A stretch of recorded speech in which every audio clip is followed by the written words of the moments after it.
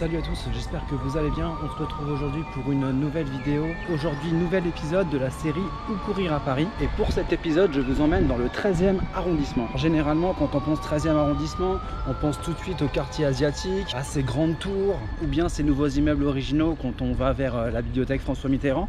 Eh bien, le 13e arrondissement, il ne peut pas être résumé seulement qu'à ça.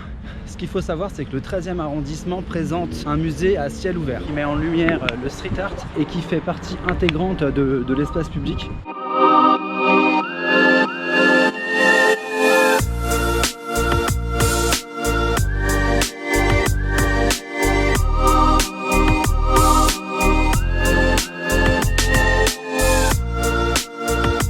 Mais avant de faire le tour de l'arrondissement, revenons rapidement sur l'origine du street art.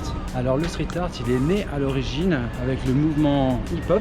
Comme son nom l'indique, c'est un art de rue, un mode d'expression artistique qui regroupe plusieurs formes d'art comme le graffiti, le pochoir, la mosaïque. Et ce mouvement, il est né dans les années 60 à Philadelphie grâce à deux artistes, Cornbread et Cool Earl. Cornbread, plutôt timide et ne sachant pas dévoiler ses sentiments amoureux, il commence à taguer sur les murs de son école et de son quartier pour dire son amour envers celle qu'il aime. Puis le mouvement il arrive dans les quartiers d'Harlem et du Bronx à New York. Cette tendance va venir envahir l'espace public, que ce soit sur les murs, les métros, entre autres. Bien sûr, à l'époque, cet art est considéré la plupart du temps comme du vandalisme et le but pour l'artiste est de ne pas se faire attraper sous peine d'être condamné et puni d'une amende. Et au début des années 80, le mouvement arrive en Europe et à Paris, et à son tour Paris est recouvert de graffiti. Peu à peu le regard sur ce mouvement va changer puisqu'il va devenir tendance et être reconnu comme un art. Pour revenir au projet, donc le projet du 13e arrondissement, il a été initié par la galerie d'art d'itinérance et la volonté de la mairie du 13e arrondissement de créer un parcours artistique. Ce projet, il réunit des artistes français et internationaux. Je ne vais pas tous les citer, mais comme artistes, on retrouve Shepard Fairey ou Invader qui ont participé au projet.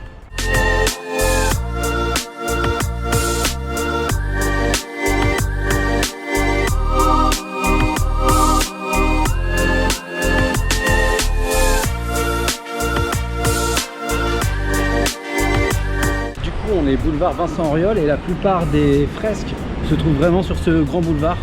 Ce que j'avais oublié de préciser, c'est que toutes ces immenses fresques sont observables soit à pied du boulevard Vincent Auriol, mais aussi également de la ligne 6. Si vous voulez retrouver les lieux des différentes fresques ou bien les descriptions, eh bien je mettrai le lien juste en bas de la vidéo.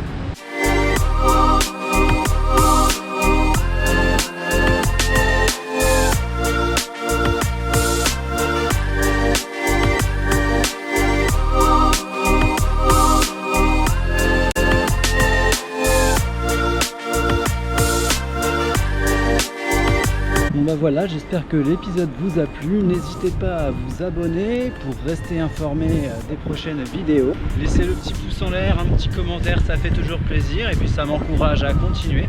Et puis moi je vous dis à bientôt pour une prochaine vidéo. Salut!